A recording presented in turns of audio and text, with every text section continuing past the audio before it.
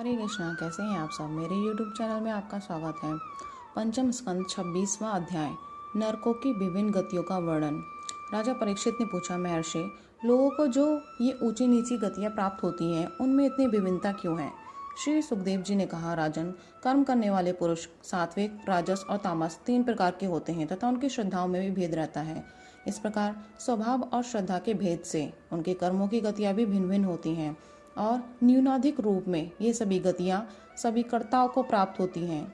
इसी प्रकार निषिद्ध कर्म रूप पाप करने वालों को भी इनकी श्रद्धा की असमानता के कारण समान फल नहीं मिलता। अतः अनादि अविद्या के वशीभूत होकर कामना किए हुए उन निषिद्ध कर्मों के परिणाम में जो हजारों तरह की नारकीय गतियां होती हैं, उनका विस्तार से वर्णन करेंगे। राजा परीक्षित ने पूछा, भगवान, आप जिनका वर्णन करना चाहते हैं वे नरक इसी पृथ्वी के कोई देवा विशेष हैं अथवा त्रिलोकों से बाहर या इसी के भीतर किसी जगह हैं। श्री सुखदेव जी ने कहा, राजन, वे त्रिलोकी के भीतर ही हैं तथा दक्षिण की ओर पृथ्वी से नीचे जल के ऊपर स्थित हैं। इसी दिशा में अग्निश्वात आदि पितृगण रहते हैं। वे अत्यंत एकाग्रता पूर्वक अपने वंशधरों के लिए मंगल कामना किया करते हैं। उस नरक लोक में सूर्य के पुत्र पितृराज भगवान यम अपने सेवकों के सहित रहते हैं तथा भगवान की आज्ञा का उल्लंघन न करते हुए अपने दूतों द्वारा वहां लाए हुए मृत प्राणियों को उनके दुष्कर्मों के अनुसार पाप का फल दंड देते हैं। परीक्षित, कोई कोई लोग नरकों की संख्या 21 बताते हैं। अब हम नाम, रूप और लक्षणों के अनुसार उनका क्रमशः वर्णन करते हैं। उनके नाम ये हैं: तामिस्र, अंधतामिस्र, रौरव, महारौरव, कुंभीपाक, कालसूत्र, असीपत्रवन, सूकरमुख, अंधकूप, कृमि भोजन, संदश, तप्तसूर्मी, वज्रकंठ, शालमली, वैतरणी, पुयोद, प्राणरोध, विषसन, लालाभक्ष, सारमेयादन, अवीची और अयापान। इनके सिवा क्षारकर्दम, रक्षोगण भोजन, शूलप्रोत, दंदशूक, अवट निरोधन, पर्यावर्तन और सूचीमुख, ये 7 और मिलाकर कुल 28 नरक तरह तरह की यातनाओं को भोगने के स्थान हैं। जो पुरुष दूसरों के धन, संतान अथवा स्त्रियों का हरण करता है, उसे अत्यंत भयानक यमदूत कालपाश में बांधकर बलात् तामिस्र नरक में गिरा देते हैं। उस अंधकार में नरक में उसे अन्न जल न देना, डंडे लगाना और भय दिखलाना आदि अनेक प्रकार के उपायों से पीड़ित किया जाता है। इससे अत्यंत दुखी होकर वह एकाएक मूर्छित हो जाता है। इसी प्रकार जो पुरुष किसी दूसरे को धोखा देकर उसकी स्त्री आदि को भोगता है, वह अंधतामिस्र नरक में पड़ता है। वहां की यातनाओं में पड़कर वह जड़ से कटे हुए वृक्ष के समान वेदना के मारे सारी सुधबुद्ध खो बैठता है और उसे कुछ भी नहीं सूझ पड़ता। इसी से वह उस नरक को अंधतामिस्र कहते हैं। जो पुरुष इस लोक में यह शरीर ही मैं हूँ और ये स्त्री धनादि मेरे हैं, ऐसी बुद्धि से दूसरे प्राणियों से द्रोह करके निरंतर अपने कुटुंब के ही पालन पोषण में लगा रहता है, वह अपना शरीर छोड़ने पर अपने पाप के कारण स्वयं ही रौरव नरक में गिरता है। इस लोक में उसने जिन जीवों को जिस प्रकार कष्ट पहुंचाया होता है, परलोक में यम यातना का समय आने पर वे जीव रुरु होकर उसे उसी प्रकार कष्ट पहुंचाते हैं। इसलिए इस नरक का नाम रौरव है। रुरु सर्प से भी अधिक क्रूर स्वभाव वाले एक जीव का नाम है। ऐसा ही महारौरव नरक है। इसमें वह व्यक्ति जाता है जो किसी और की परवाह न कर केवल अपने ही शरीर का पालन पोषण करता है। वहाँ कच्चा मांस खाने वाले रुरु इसे मांस के लोभ से काटते हैं। जो क्रूर मनुष्य इस लोक में अपना पेट पालने के लिए जीवित पशु या पक्षियों को रांधता है, उस हृदयहीन राक्षसों से भी गए बीते पुरुष को यमदूत कुंभीपाक नरक में ले जाकर खौलते हुए तेल में रौंदते हैं। जो मनुष्य इस लोक में माता पिता, ब्राह्मण और वेद से विरोध करता है, उसे यमदूत कालसूत्र नरक में ले जाते हैं। इसका घेरा 10,000 योजन है। इसकी भूमि तांबे की है। इसमें जो तपा हुआ मैदान है, वह ऊपर से सूर्य और नीचे से अग्नि के दाह से जलता रहता है। वहां पहुंचाया हुआ पापी जीव भूख प्यास से व्याकुल हो जाता है और उसका शरीर बाहर भीतर से जलने लगता है। उसकी बेचैनी यहाँ तक बढ़ती है कि वह कभी बैठता है, कभी लेटता है, कभी छटपटाने लगता है, कभी खड़ा होता है और कभी इधर उधर दौड़ने लगता है। इस प्रकार उस नर पशु के शरीर में जितने रोम होते हैं, उतने ही 1000 वर्ष तक उसकी यह दुर्गति होती रहती है। जो पुरुष किसी प्रकार की आपत्ति न आने पर भी अपने वैदिक मार्ग को छोड़कर अन्य पाखंड पूर्ण धर्मों का आश्रय लेता है, उसे यमदूत असीपत्रवन नरक में ले जाकर कोड़ों से पीटते हैं।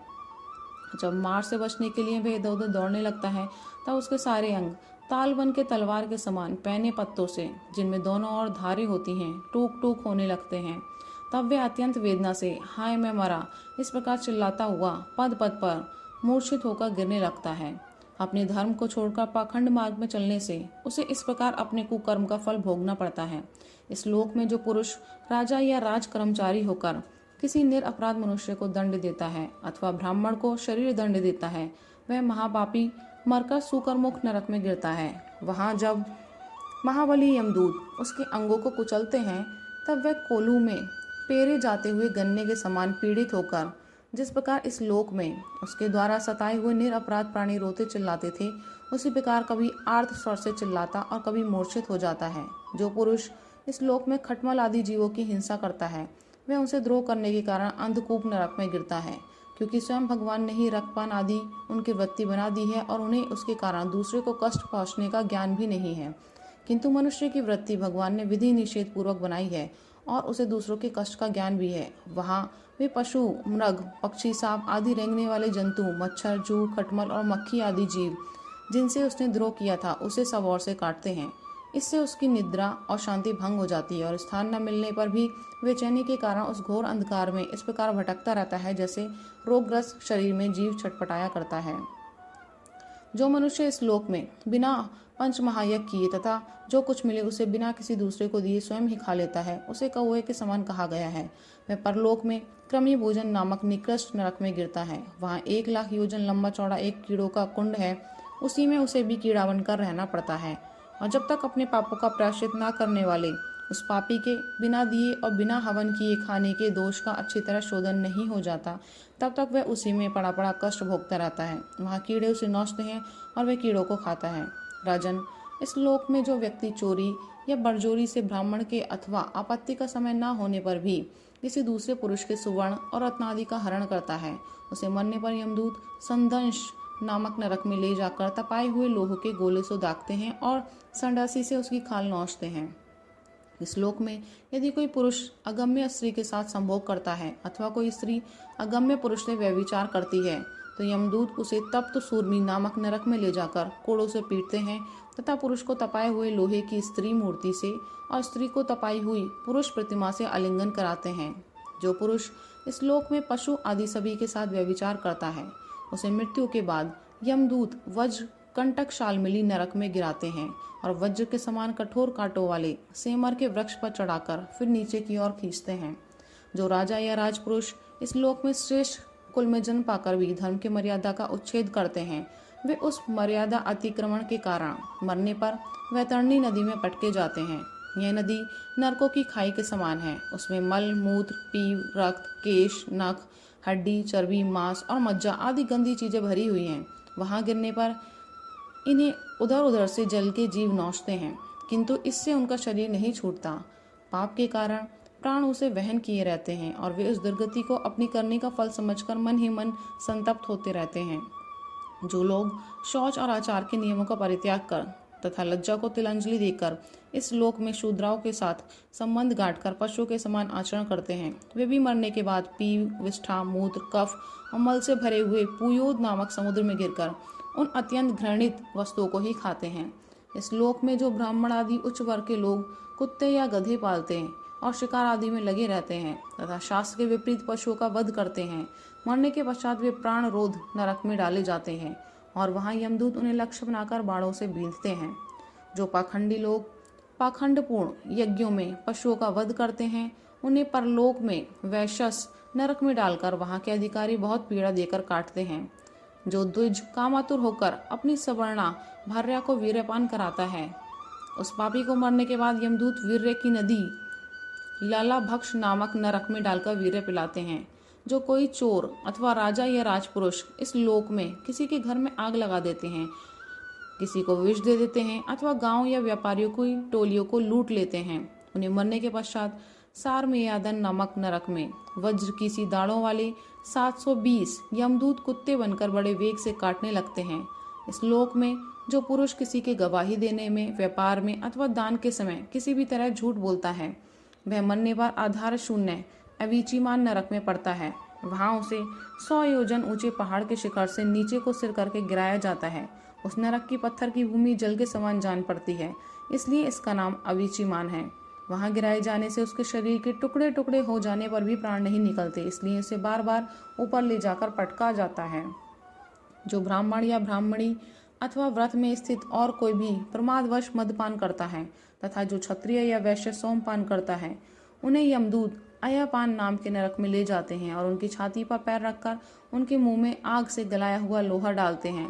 जो पुरुष इस लोक में निम्न श्रेणी का होकर भी अपने को बड़ा मानने के कारण जन्म, तप, विद्या, आचार, वर्ण या आश्रम में अपनों से बड़ों का विशेष सत्कार नहीं करता, वह जीता हुआ भी मरे के ही समान है। उसे मरने पर छार करदम नाम की नरक में नीचे को सिर करके गिराया जाता है और वहां उसे अनंत पीड़ाएं भोगनी पड़ती हैं। जो पुरुष इस लोक में नरमेधादि के द्वारा भैरव, यक्ष, राक्षस आदि का यजन करते हैं और जो स्त्रियां पशुओं के समान पुरुषों को खा जाती हैं, उन्हें वे पशुओं की तरह मारे हुए पुरुष यमलोक में राक्षस होकर तरह तरह की यातनाएं देते हैं और रक्षोगण भोजन नामक नरक में कसाईयों के समान कुल्हाड़ी से काट कर उसका लहू पीते हैं। तथा जिस प्रकार वे मांस भोजी पुरुष इस लोक में उनका मांस भक्षण करके आनंदित होते थे, उसी प्रकार वे भी उनका रक्तपान करते और आनंदित होकर नाचते गाते हैं। इस लोक में जो लोग वन या गांव के निरपराध जीवों को, जो सभी अपने प्राणों को रखना चाहते हैं, तरह तरह के उपायों से फुसलाकर अपने पास बुला लेते हैं और फिर उन्हें कांटे से बेंधकर या रस्सी से बांधकर खिलवाड़ करते हुए तरह तरह की पीड़ाएं देते हैं। उन्हें भी मरने के पश्चात यम यातनाओं के समय शूल प्रोत नामक नरक में शूलों से बेधा जाता है। उस समय जब उन्हें भूख प्यास सताती है और कंक, बटेर आदि तीखी चोंचों वाले नरक के भयानक पक्षी नौचने लगते हैं, तब उन्हें अपने किए हुए सारे पाप याद आ जाते हैं।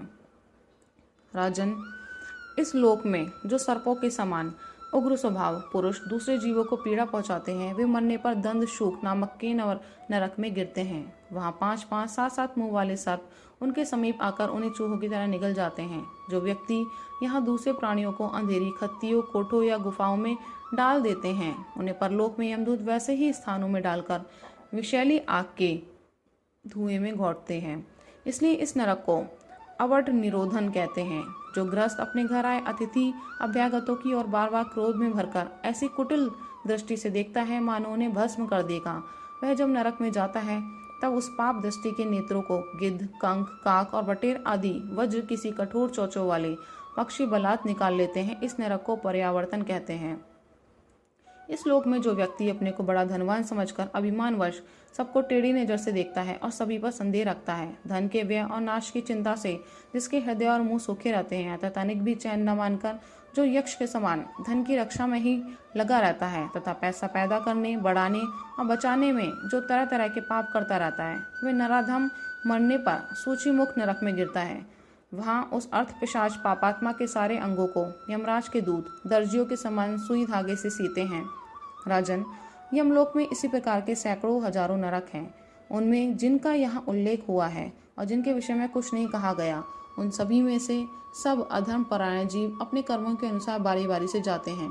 इसी प्रकार धर्मात्मा पुरुष स्वर्ग आदि में जाते हैं। इस प्रकार नरक और स्वर्ग के भोग से जब इनके अधिकांश पाप और पुण्य क्षीण हो जाते हैं, तब बाकी बचे हुए पुण्य पाप रूप कर्मों को लेकर ये फिर इसी लोक में जन्म लेने के लिए लौट आते हैं। इन धर्म और अधर्म दोनों से विलक्षण जो निवृत्ति मार्ग है, उसका तो पहले ही वर्णन हो चुका है। पुराणों में जिसका 14 भुवन के रूप में वर्णन किया गया है, वह ब्रह्मांड कोश इतना ही है। यह साक्षात परम पुरुष श्री नारायण का अपनी माया के गुणों से युक्त अत्यंत स्थूल स्वरूप है। इसका वर्णन मैंने तुम्हें सुना दिया। परमात्मा भगवान का उपनिषदों में वर्णित निर्गुण स्वरूप यद्यपि मन बुद्धि की पहुंच के बाहर है, तो भी जो पुरुष इस स्थूल रूप का वर्णन आदरपूर्वक पढ़ता, सुनता या सुनाता है, उसकी बुद्धि श्रद्धा और भक्ति के कारण शुद्ध हो जाती है और वह उस सूक्ष्म रूप का भी अनुभव कर सकता है। यति को चाहिए कि भगवान के स्थूल और सूक्ष्म दोनों प्रकार के रूपों का श्रवण करके पहले स्थूल रूप में चित्त को स्थिर करे, फिर धीरे धीरे वहां से हटाकर उसे सूक्ष्म में लगा दे। परीक्षित, मैंने तुमसे पृथ्वी, उसके अंतर्गत द्वीप, वर्ष, नदी, पर्वत, आकाश, समुद्र, पाताल, दिशा, नरक, ज्योतिर्गण और लोकों की स्थिति का वर्णन किया। यही भगवान का अति अद्भुत स्थूल रूप है जो समस्त जीव समुदाय का आश्रय है। पंचम स्कंद समाप्त। हरि ओम तत्सत।